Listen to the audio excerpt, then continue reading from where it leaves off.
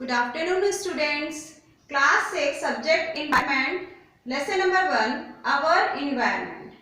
We and our environment के बारे में कल हमने पढ़ा कि हमारा पर्यावरण क्या है। जो भी हमारे चारों तरफ है वही हमारा पर्यावरण है और वो हमें किसी भी हद तक प्रभावित करता है, और यदि वो असंतुलित हो जाए तो कहीं ना कहीं मानव भी उससे इफेक्टेड रहता है। उसमें हमने पढ़ा कि उसके टू काइंड्स हैं, social environment and natural environment. Social environment के बारे में पढ़ा कि ये मैनमेड होता है, जैसे हमारे गांव, हॉस्पिटल्स, विलेजेस हैं, पंचायत है, ये सब इसके अंतर्गत आते हैं। नेचुरल एनवायरनमेंट हमारा दो तत्वों से मिलकर बना है, biotic component and abiotic component. Biotic component जो ऑल लिविंग क्रिएचर्स होते हैं, जैसे प्लांट्स हैं, एनिमल प्लांट्स हैं, ट्रीज हैं, ये सब मिलाकर हमारे जो लिविंग थिंग्स होते हैं, ऑल लिविंग क्रिएचर्स यानी कि जीव जंतु जो होते हैं, वो सब मिलाकर हमारे बायोटिक कंपोनेंट को बनाते हैं। और अबायोटिक कंपोनेंट वो होता है जैसे non living component of the ecosystem is called abiotic component. अब अबायोटिक कंपोनेंट के भी थ्री काइंड्स होते हैं, उसे भी तीन भागों में बांटा गया है, the lithosphere, the hydrosphere and atmosphere.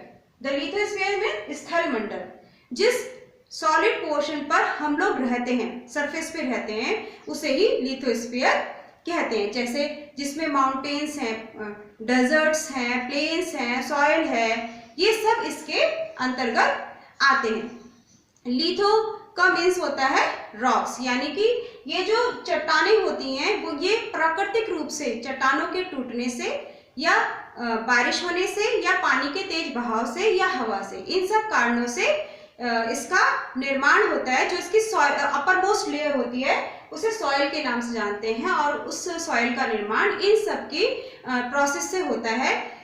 Soil is the upper most layer of the earth. It is created by the breaking up of the rocks by natural forces like sun, rain, water, air, etc.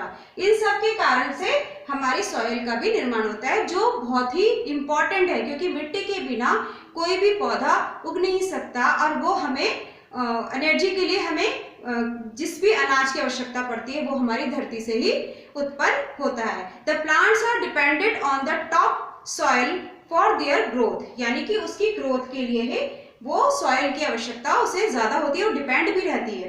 जो plants होते हैं उस पर depend रहते हैं। और soil जो consist होती है मेनली वो थ्री उसके पार्ट्स होते हैं, लेयर्स होती है, टॉप सॉइल, सब सॉइल एंड बेड रॉक्स। ये उसके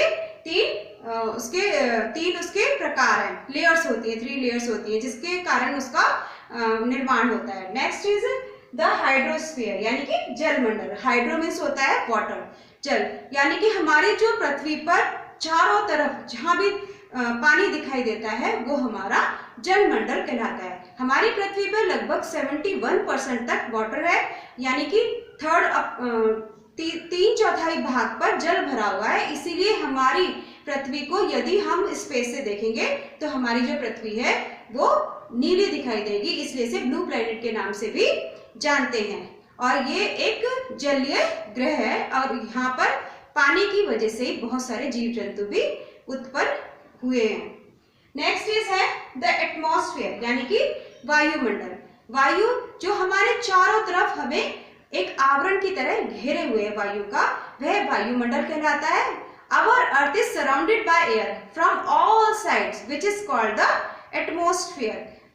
इस एटमॉस्फेयर को बनाने के लिए बहुत सारी गैसेस हैं, such as oxygen, nitrogen, argon etcetera. Oxygen लगभग 21% तक है और नाइट्रोजन 78%, और अदर गैसेस हैं, उसमें अदर परसेंटेज अदर गैसेस का है।